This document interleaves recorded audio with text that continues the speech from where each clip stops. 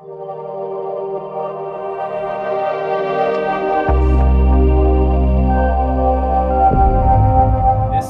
class and the Monday class in general is going to be about creating the future now.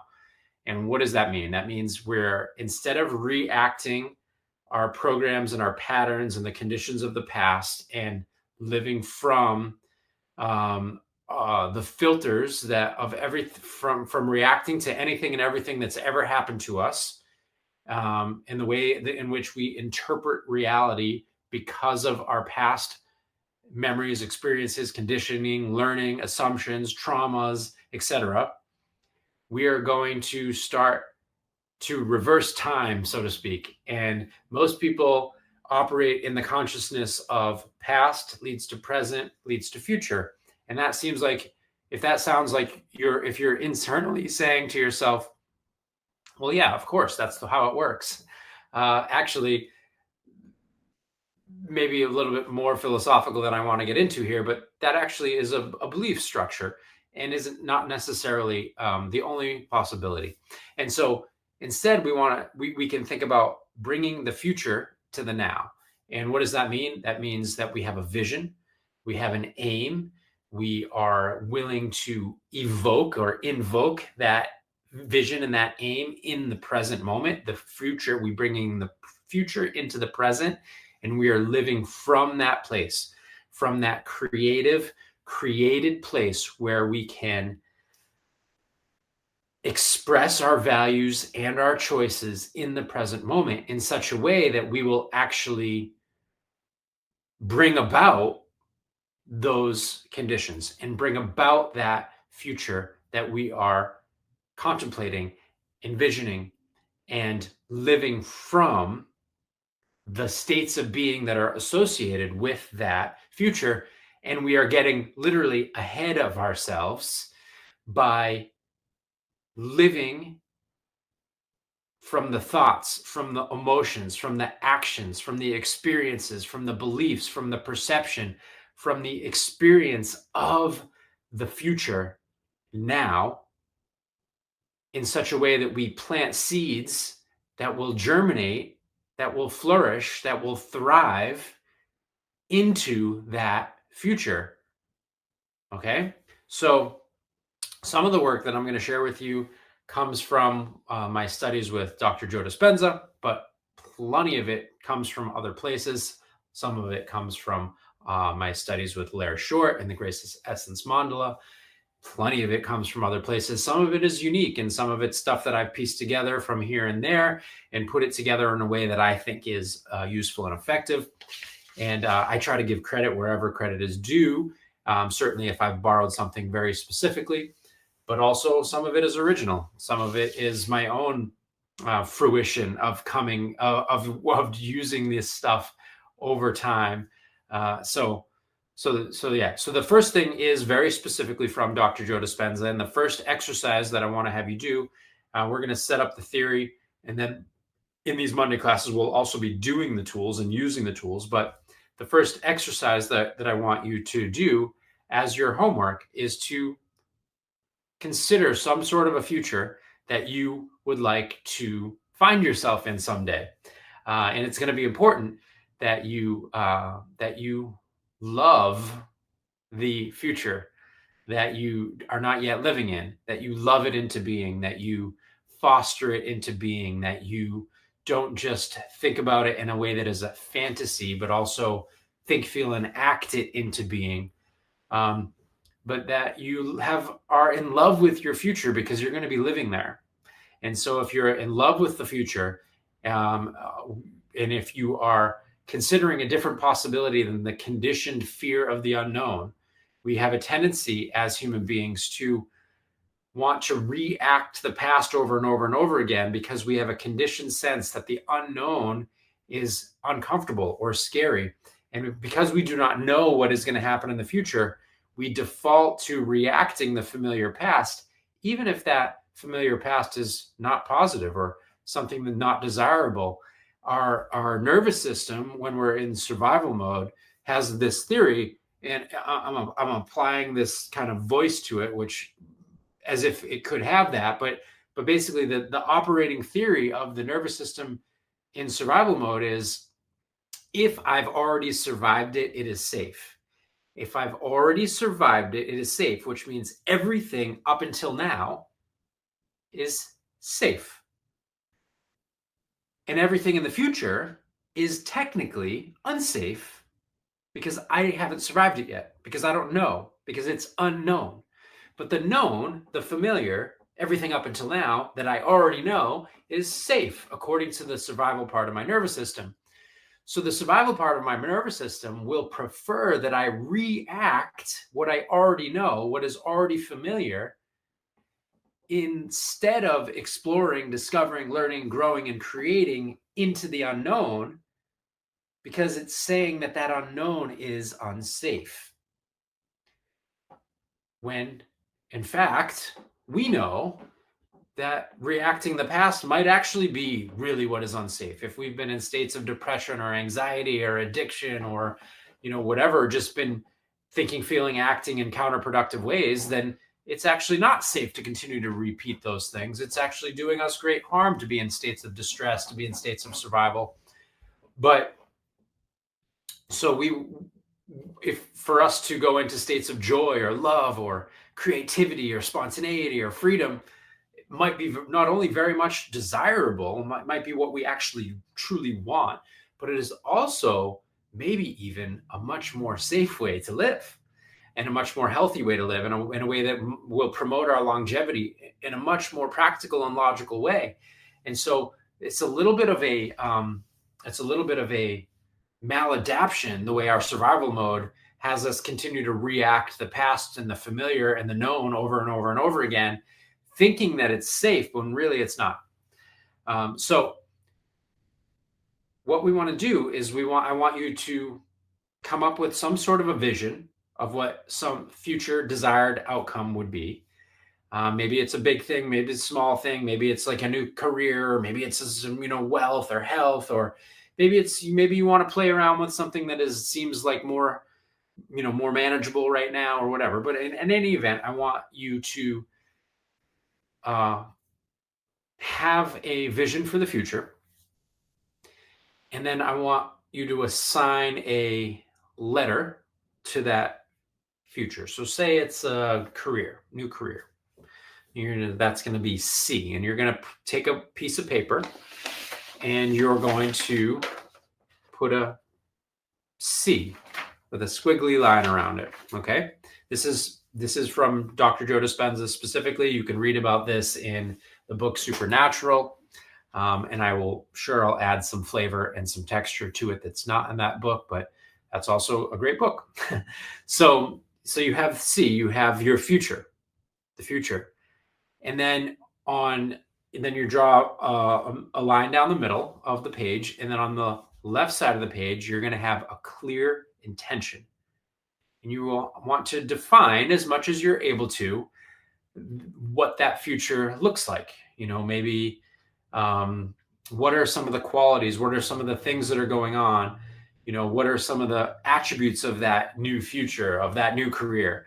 That you have, much more than enough income, or you have ample amounts of time freedom, or that you have the creative autonomy that you want, or you have a beneficial impact on others, whatever. You want to put the qualities, the clear intention of what that new career would look like, what would be the conditions of that new career. And it doesn't have to be just about the job. It could be about we have much more, I have ample opportunities to go on vacations, or to work from anywhere in the world, or whatever it is, but it is useful, even if it doesn't necessarily end up working out exactly the way we envision it. It's useful to have clarity and specificity. Specificity catalyzes process, is kind of a law of nature. And so it is useful to have specificity and clarity on that side. So you have clear intention on one side of the page. And then on the other side of the page, you have elevated emotion. Elevated emotion is, what would the emotional quality and the sensations in my body, because I'm adding to this a little bit, the sensations in my body, what would be the emotional, sensational experience of that already being the case? And so if I say, oh, well, much more than enough income, oh, man, I would feel relieved. Okay. Yeah. So okay, I would feel relieved. I would feel excited, so whatever. So much more than enough time freedom. Oh, I would feel inspired. I would feel creative. Much more than enough creative autonomy. That'll also be inspired. So good. I have inspired twice. Huge impact, positive impact on others. Oh, I would feel humble and wow, I would feel really proud. That would feel very sacred to me. And I feel that in my chest and in my body and my belly and in the way I breathe and in my posture. Now I'm really just embodying what that would feel like. Oh man, I would have so much fun. That's on my clear intentions. I would have so much fun. And that would be joyful. And I'd be so excited. And who else would I be spending that time? Oh, I'd be playing with my kids more. Oh man, I would feel really humble. I'd feel really grateful. I'd feel really grateful if this was all right. So now I'm in love with life. I feel really grateful. I feel inspired. I feel at ease. I feel relieved. I feel humility. I feel humbleness. I feel generosity. And so that's my elevated emotions. So the clear intention is like the image.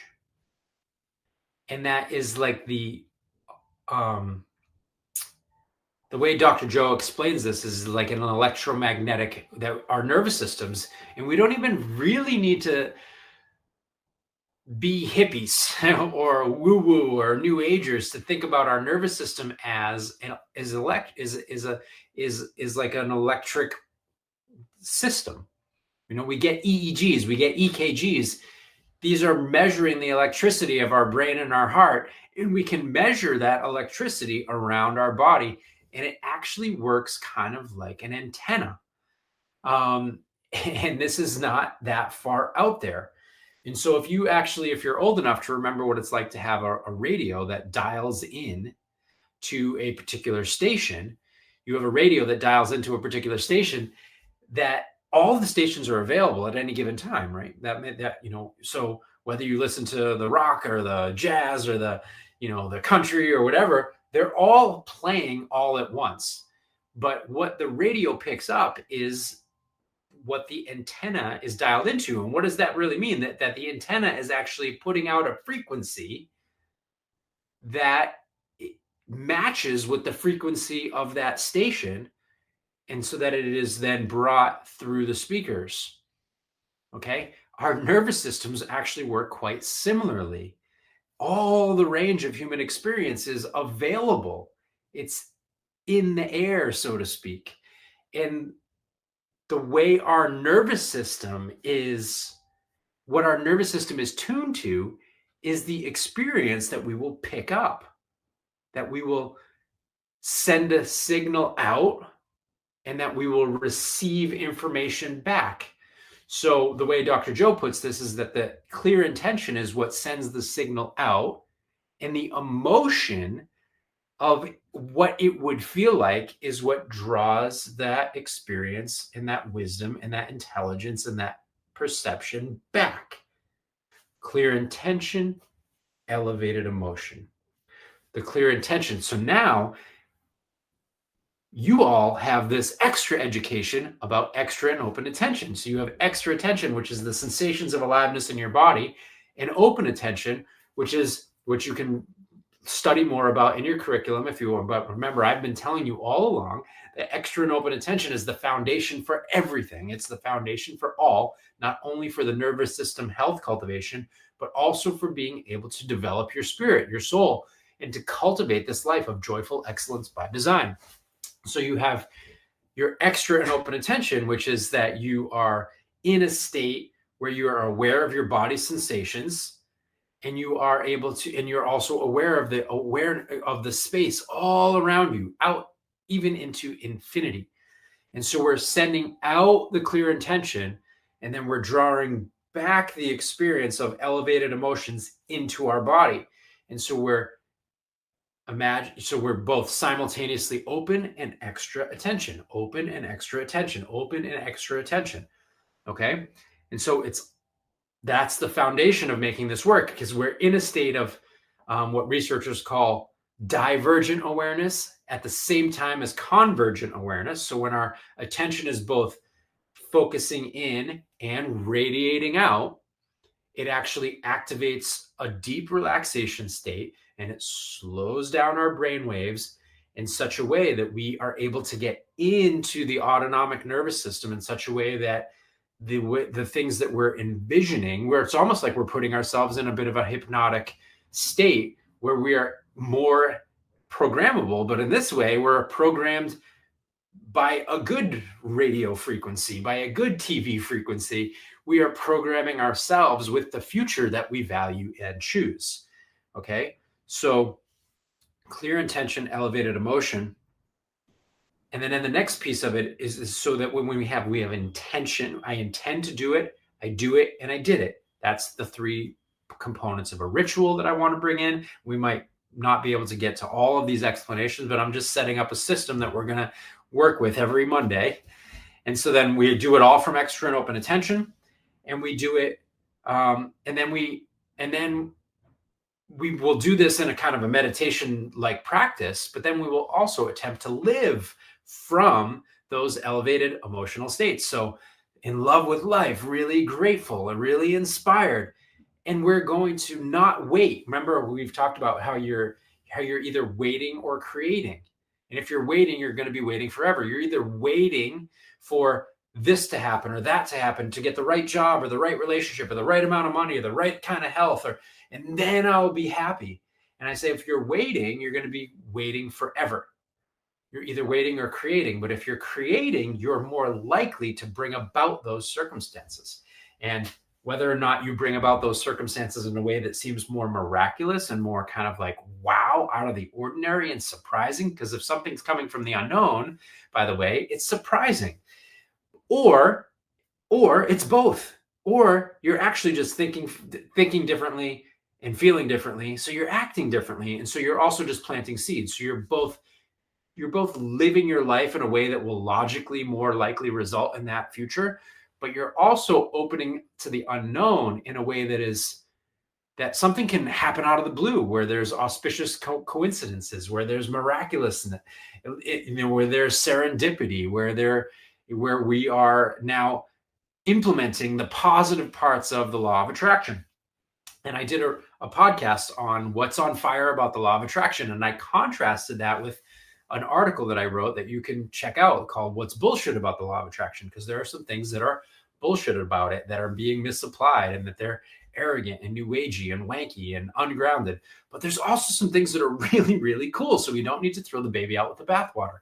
And so we can actually utilize both the simple, grounded, practical, behavioral approach and style, and we can also open up to the miraculous, and we can open up to serendipity and auspiciousness. Okay. So we want to live from the future. We want to, instead of reacting the past in the ways we, thinking, feeling, and acting the way we did yesterday, we want to think, feel, and act the way that we would in that future. And that's how we bring the future now. We bring the future now. And even if all the outer circumstances haven't yet lined up, we are living from those types of thoughts, those types of emotions, those types of sensations.